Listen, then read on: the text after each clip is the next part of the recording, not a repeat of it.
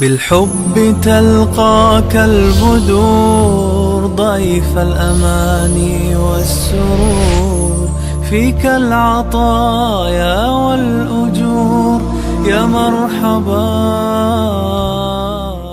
نحمده ونصلي على رسوله الكريم. اعوذ باللہ من الشیطان الرجیم. بسم اللہ الرحمن الرحیم. یا ایہا الذین آمنوا کتب علیکم الصیام کما کتب علی الذین من قبلکم لعلکم تتقون. وقال رسول اللہ صلی اللہ علیہ وسلم من صام یوما فی سبیل اللہ باعد اللہ وجہہ عن النار 70 خریفا او کما قال علیہ الصلاۃ والسلام. اللہ سبحانہ و تعالیٰ نے ایمان والوں پر احسان فرمایا کہ اللہ رب العزت نے رمضان المبارک کا مہینہ ہمیں نصیب فرمایا، اور اس مہینے میں اللہ نے روزے فرض فرمائے. اور روزہ ایک ایسی عبادت ہے کہ جس کے بارے میں آتا ہے کہ اللہ سبحانہ و تعالیٰ اپنی شان کے مطابق اس کا بدلہ اور جزا مرحمت فرمائیں گے. ایک حدیث میں آتا ہے آپ علیہ الصلاۃ والسلام نے ارشاد فرمایا کہ جو اللہ کے لیے ایک دن کا روزہ رکھتا ہے اللہ سبحانہ و تعالیٰ اس کو جہنم سے 70 سال دور فرما دیتے ہیں اور جہنم سے اسے محفوظ فرماتے ہیں. اس لیے روزے کا جہنم سے، جہنم کی آگ سے، گرمی سے بچاؤ میں بہت بڑا ایک کردار ہے، اور اسی لیے اللہ سبحانہ و تعالیٰ نے روزے کو فرض فرمایا. اور یہ ایک آزمائش ہے انسان کے لیے. اللہ سبحانہ و تعالیٰ اپنے بندوں کو جانچتے ہیں، آزماتے ہیں کہ یہ میرے حکم کی خاطر میرے امر کو سامنے رکھتے ہوئے اپنی بھوک کو بھی برداشت کرتا ہے، اپنی پیاس کو بھی برداشت کرتا ہے، سردی بھی برداشت کرتا ہے، گرمی بھی برداشت کرتا ہے. اس لیے روزوں کی وہ بڑی فضیلت ہے. بالخصوص آج کل جو گرمی کا موسم ہے اور گرمی کی شدت ہے، اور اس شدت کے اندر جو روزے رکھے جا رہے ہیں یہ زیادہ فضیلت کے حامل ہیں. حضرت علی رضی اللہ عنہ سے ایک قول وہ منسوب ہے، اور وہ ارشاد فرماتے ہیں کہ مجھے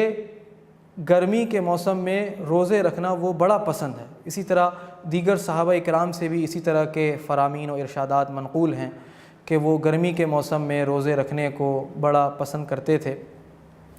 اب گرمی میں روزے کیوں آتے ہیں تو یہ بات ذہن میں رکھنی چاہیے کہ رمضان المبارک یا جتنے بھی اسلامی یا قمری ماہ ہیں ان کا تعلق چاند دیکھنے سے ہے، اور چاند وہ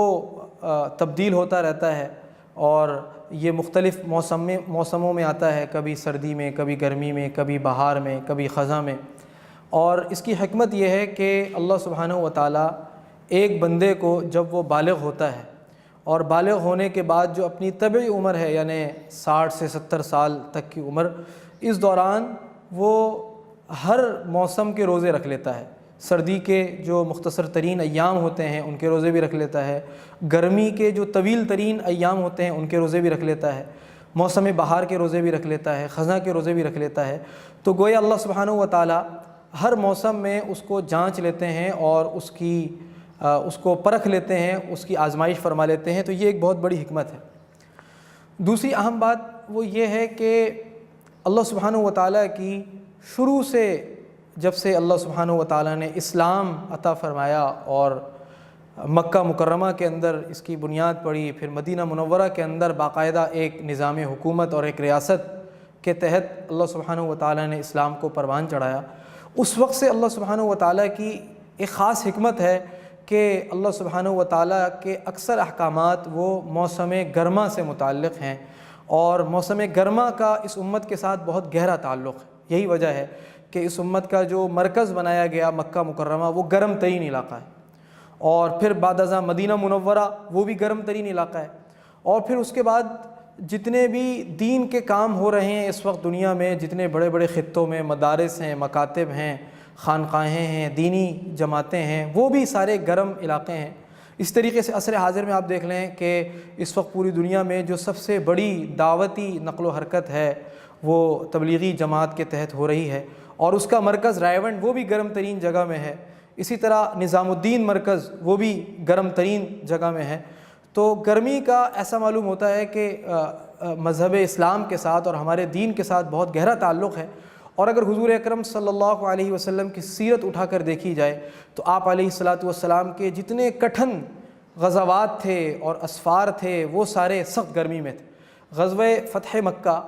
یہ ماہ رمضان المبارک میں ہوا اور سخت گرمی تھی۔ ایک صحابی فرماتے ہیں کہ آپ علیہ الصلاۃ والسلام گرمی کی شدت کم کرنے کے لیے اپنے چہرے پر بار بار پانی ڈال رہے تھے۔ تو اسی طرح غزوہ بدر، غزوہ فتح مکہ یہ گرمی میں ہوا۔ غزوہ تبوک وہ سخت گرمی میں ہوا، اور قرآن کریم نے اس کی گرمی کا نقشہ اس طرح کھینچا کہ کچھ منافقین تھے جو اس غزوے میں جانے سے رہ گئے، اور ان کا عذر کیا تھا؟ وہ آپس میں یہ کہا کرتے تھے لا تنفروا فی الحر، کہ جی گرمی کا موسم ہے، اس گرمی کے موسم میں نہیں نکلنا۔ تو اللہ سبحانہ و تعالیٰ نے اس کا جواب اگلی ہی آیت میں قرآن کریم میں ارشاد فرمایا کہ کہہ دو ان سے قل نار جہنم اشد حرا، کہ جہنم کی جو آگ ہے وہ اس دنیاوی گرمی سے بہت زیادہ شدید ہے اور گرم ہے۔ تو اس سے یہ پتہ چلتا ہے کہ اگر کبھی کسی کو شیطان یہ ورغلائے کہ جی گرمی ہے اور روزہ نہ رکھو، تو اس کو فوراً سے قرآن کریم کے اس جواب کی طرف اور اس آیت کی طرف غور کرنا چاہیے، جس میں اللہ سبحانہ و تعالیٰ فرماتے ہیں نار جہنم اشد حرا، کہ جہنم کی گرمی وہ اس سے کہیں زیادہ سخت ہے۔ تو جب ہم جہنم کی گرمی کو سامنے رکھیں گے تو یہ روزے کی گرمی اور یہ جو دیگر جو اللہ کے اوامر کو پورا کرنے میں جو مشقت ہوتی ہے وہ خود بخود ختم ہو جائے گی۔ اب آخری بات یہ ہے کہ کچھ اعذار ایسے ہو سکتے ہیں شرعاً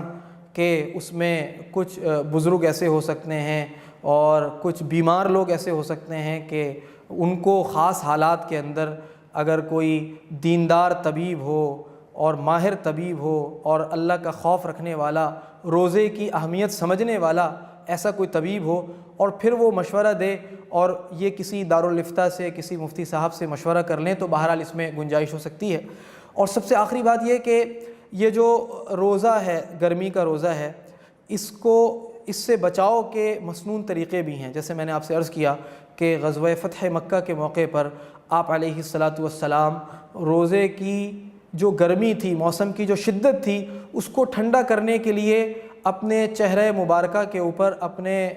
چہرے کے اوپر آپ علیہ الصلاۃ والسلام پانی لگا رہے تھے۔ اسی طریقے سے حضرت عبداللہ بن عمر رضی اللہ عنہما وہ روزے کے اندر گرمی سے بچاؤ کے لیے اپنے سر پر گیلا کپڑا رکھا کرتے تھے۔ تو اس طرح کے اور بھی کچھ مسنون طور طریقے ہیں، مسنون ہمارے پاس راستے ہیں جن کے ذریعے سے ہم روزے کی شدت کو اور گرمی کی شدت کو کم کر سکتے ہیں۔ لیکن بہرحال خلاصہ یہی ہے کہ ایک مسلمان کو اللہ کے فیصلے پر اور اللہ کی طرف سے جو حکم آ جائے اس پر جو ہے وہ سر تسلیم خم کرنا چاہیے، اور اس کو ہر حال میں اللہ کا حکم پورا کرنا چاہیے، اور اللہ کا حکم پورا کرنے میں کسی بھی قسم کا جو موسمی تغیر ہے یا موسمی تبدیلی ہے اس کو رکاوٹ نہیں بنانا چاہیے، اور جو بھی اللہ کا حکم ہو، چاہے روزے کا حکم ہو، چاہے اللہ کے راستے میں نکلنے کا حکم ہو، جو بھی حکم جس وقت جس حال میں اس کی طرف متوجہ ہو اس کو پورا کرنا چاہیے، اور اس میں بہت زیادہ کسی حکمت میں اور کسی اس میں بھی نہیں پڑنا چاہیے۔ بس یہ نیت کرنی چاہیے کہ میرے اللہ کا یہ حکم ہے اور اللہ کے حبیب صلی اللہ علیہ وسلم نے اس حکم کو اس طرح پورا کیا اور میں بھی اسی طرح پورا کروں گا۔ اللہ تعالی ہم سب کو اپنی منشا کے مطابق روزے رکھنے کی اور روزوں کے ذریعے سے تقوی اور پرہیزگاری حاصل کرنے کی توفیق نصیب فرما دے۔